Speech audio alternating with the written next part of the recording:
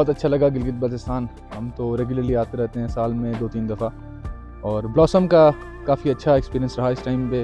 First time मैं ऐसे time पे आया हूँ कि हर जगह ऑलमोस्ट ब्लॉसम है और बहुत अच्छा है।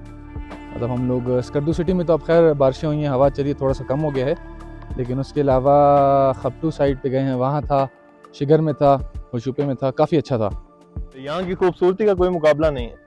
हम पंजाब से जो लोग स्पेशल आते हैं वो इसीलिए आते हैं कि यहाँ की खूबसूरती बहुत ज़्यादा है, पर ऐसी चीज़ें देखने को कम मिलती हैं। और इधर मेरे ख्याल से बार बार आते रहना चाहिए, इंसान अपने आप में अच्छा महसूस करता है, ताज़ा महसूस करता है। ये चेरी ब्लॉसम के फूल हमने सुना था यहाँ के बड़े मशहूर हैं, तो देखे हैं तो बड़ा दिल लुत्फ़अंदोज़ हुआ इनको देख के।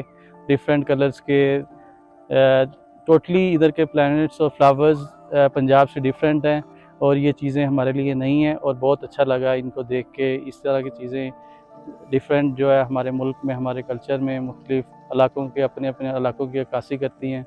बड़ा अच्छा लगा इन चीज़ों को देख के।